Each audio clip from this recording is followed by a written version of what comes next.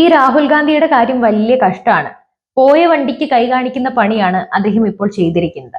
തിരഞ്ഞെടുപ്പിൽ വ്യാപകമായി ഇരട്ട വോട്ടുകൾ ഉണ്ടായിരുന്നു എന്ന് പറഞ്ഞ് ലക്ഷക്കണക്കിന് വോട്ടുകളുടെ കണക്കാണ് അദ്ദേഹം പുറത്തുവിട്ടിരിക്കുന്നത്. തിരഞ്ഞെടുപ്പ് കമ്മീഷൻ ആകട്ടെ വിശദീകരണം ചോദിച്ച് രാഹുൽ ഗാന്ധിക്ക് നോട്ടീസ് അയക്കുന്നു. ഇതിനിടെ BJP പറയുന്നത് രാഹുൽ ഗാന്ധി ഇന്ത്യക്കാരനാണോ വിദേശിയാണോ എന്ന് തീരുമാനിച്ചിട്ട് പോരെ ഇത്തരം തരികിട പരിപാടികളെല്ലാം എന്നാണ്. ഇരട്ട വോട്ടുകൾ ചരിത്രത്തിൽ ആദ്യമായി സംഭവിക്കുന്ന കാര്യങ്ങളൊന്നുമല്ല. 950 ആദ്യ തിരഞ്ഞെടുപ്പ് മുതൽ തന്നെ ഇരട്ട വോട്ടുകൾ നമ്മുടെ നാട്ടിൽ പരീക്ഷിക്കപ്പെട്ടിട്ടുണ്ട്.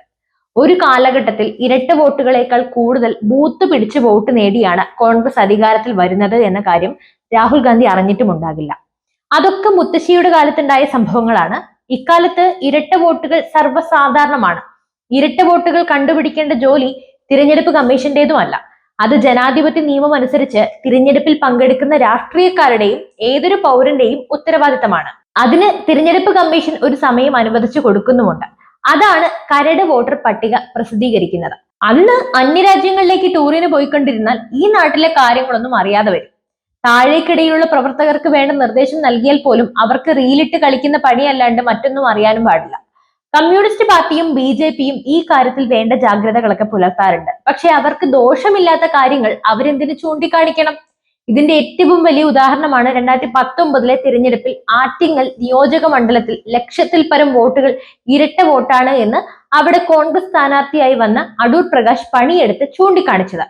തീർന്നില്ല. PT തോമസിന്റെ മരണശേഷം തൃക്കാക്കര നടന്ന ഉപതെരഞ്ഞെടുപ്പിൽ ടീം VD സതീശൻ മുഴുവൻ വോട്ടുകളും പരിശോധിക്കുകയും ഏതാണ്ട് 8000-ഓളം ഇരട്ട വോട്ടുകളും അന്യജില്ലാ വോട്ടുകളും ഉത്തരവാദിത്തപ്പെട്ടവരെ ചൂണ്ടിക്കാണിക്കുകയും ചെയ്തു എന്ന കാര്യം VD സതീശനോട് ചോദിച്ചാൽ പറഞ്ഞു തരും. മുന്നണി സെക്രട്ടറിയായ CP ജോണിനായിരുന്നു ഈ രീതിയിലുള്ള ഓപ്പറേഷന്റെ ചുമതല. ഏതാണ്ട് 13 സ്ഥലത്താണ് പരസ്പരം അറിയാതെ വാർ റൂം തുറന്നത്. ഒരു വാർ റൂമിൽ നിന്ന് കിട്ടുന്ന വസ്തുതകൾ മുഴുവൻ മറ്റൊരു സംഘത്തെ കൊണ്ട് ഒന്നുകൂടി പരിശോധിച്ച് ലിസ്റ്റിലുള്ള വ്യാജന്മാരെ കണ്ടുപിടിച്ച് കലക്ടറെ ഏൽപ്പിച്ചു എന്നത് നിസ്സാര കാര്യമല്ല. അതുകൊണ്ട് തന്നെ രാഹുൽ ഗാന്ധിയോട് ഒന്ന് പറയട്ടെ, രാഹുൽ ഗാന്ധിയുടെ നീക്കം പിഴച്ചുപോയി. തിരഞ്ഞെടുപ്പ് പ്രഖ്യാപിച്ചു കഴിഞ്ഞാൽ എന്ത് കുഴപ്പം ഉണ്ടായാലും തിരഞ്ഞെടുപ്പ് കേസിന് മാത്രമേ അവകാശമുള്ളൂ. പിന്നെ പരാതി പറഞ്ഞുകൊണ്ടിരിക്കാം എന്ന് മാത്രമേ ഉള്ളൂ. സമയത്ത് പരാതി ബോധിപ്പിച്ച് ഇരട്ട വോട്ടുകളെ നിശേഷം ഇല്ലാതാക്കേണ്ടത് ഉത്തമ പ്രതിപക്ഷത്തിന്റെ ഉത്തരവാദിത്തമായിരുന്നു. അത് ചെയ്യാതെ ഇപ്പോൾ വലിയ വായിൽ മോങ്ങിയിട്ട് വലിയ കാര്യമൊന്നുമില്ല. കോൺഗ്രസ് എപ്പോഴും അങ്ങനെ തന്നെയാണ്. അവർക്ക് പ്രവർത്തകരല്ല ഉള്ളത്, നേതാക്കന്മാർ മാത്രമാണുള്ളത്. പക്ഷേ കാലാകാലങ്ങളായി ജനാധിപത്യ വിശ്വാസികൾ എന്ന പേരിൽ അറിയപ്പെടുന്ന ഒരു വലിയ വിഭാഗം കോൺഗ്രസ് മാത്രമാണ് ജനാധിപത്യ പാർട്ടി എന്ന് വിശ്വസിച്ച് അവർക്ക് വോട്ട് ചെയ്യുന്നുണ്ടായിരുന്നു. ഇന്ത്യയുടെ പല ഭാഗത്തും കാലങ്ങളായി അതെല്ലാം മാറി മറഞ്ഞു നിന്നിരുന്നു. അതിന്റെ ഏറ്റവും വലിയ ഉദാഹരണമാണ് 50 വർഷം മുമ്പ് അടിയന്തരാവസ്ഥ ഒരു മാരണമാണ് എന്ന് തോന്നിയപ്പോൾ തട്ടിക്കൂട്ട് ജനതാ പാർട്ടിയെ വലിയ ഭൂരിപക്ഷത്തിൽ അധികാരത്തിൽ കൊണ്ടുവന്നത്. പിന്നീട് അവർ പരാജയമാണ് എന്ന് ബോധ്യപ്പെട്ടപ്പോൾ ഇന്ദിരാഗാന്ധിയെ തിരികെ അധികാരത്തിൽ കൊണ്ടുവന്നതും ഇതേ ജനങ്ങളാണ്. അതിനെല്ലാം കവച്ചു വെച്ചുകൊണ്ട് 82-ൽ ജന്മം കൊണ്ട ഭാരതീയ ജനതാ പാർട്ടി ക്ഷമാപൂർവ്വം പണിയെടുത്ത് ഇന്ന് കാണുന്ന അവസ്ഥയിലെത്തി. ഇനി അതിനെ അട്ടിമറിക്കാൻ വേണ്ടി ഇത്തരം ഗിമ്മിക്കുകളല്ല വേണ്ടത്, മറിച്ച് ചിട്ടയായ പ്രവർത്തനമാണ്. അതിന് കിട്ടിയിരുന്ന ഏറ്റവും നല്ല അവസരമായിരുന്നു കഴിഞ്ഞ കോൺഗ്രസ് പ്രസിഡന്റ് തിരഞ്ഞെടുപ്പ്. അന്ന് ചെറുപ്പക്കാരനായ ശശി തരൂരിനെ തോൽപ്പിക്കാൻ വേണ്ടി നിങ്ങൾ കാണിച്ച ആർജവം പൊതു തിരഞ്ഞെടുപ്പ് സമയത്ത് കാണിച്ചിരുന്നുവെങ്കിൽ നിങ്ങൾക്കത് കുറച്ചുകൂടി സ്ഥിതി മെച്ചപ്പെടുത്താമായിരുന്നു. കേരളത്തിലൊക്കെ ജനം വെറുതെ തന്നതാണ്. അത് കണ്ടുകൊണ്ട് നിയമസഭാ തെരഞ്ഞെടുപ്പിന് ഇറങ്ങിയാൽ പച്ച തൊടുകയില്ല എന്ന് പറയാതെ വയ്യ. 2021 അനുഭവം തന്നെയായിരിക്കും നിയമസഭാ തെരഞ്ഞെടുപ്പിൽ 2026 കോൺഗ്രസിന് ഈ കേരളത്തിൽ ഉണ്ടാകാൻ പോകുന്നത്.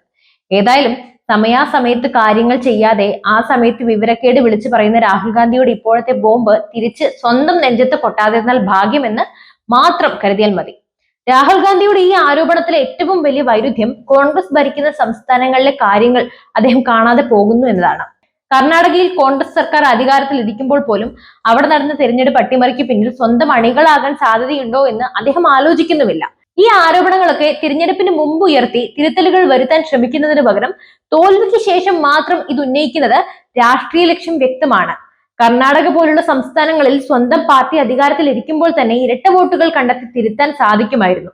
എന്നാൽ അത് ചെയ്യാതെ കേന്ദ്ര സർക്കാരിനെ മാത്രം കുറ്റപ്പെടുത്തുന്നത് ഒരുതരം ഇരട്ടത്താപ്പാണ്. ഇത് തിരഞ്ഞെടുപ്പ് അട്ടിമറിയെക്കുറിച്ചുള്ള ആത്മാർത്ഥമായ ആശങ്കയല്ല, മറിച്ച് തിരഞ്ഞെടുപ്പ് പരാജയത്തിന്റെ ഉത്തരവാദിത്തം മറ്റുള്ളവരുടെ തലയിൽ കെട്ടിവെക്കാനുള്ള ശ്രമമാണെന്ന് കരുതുന്നവർ നിരവധിയാണ്.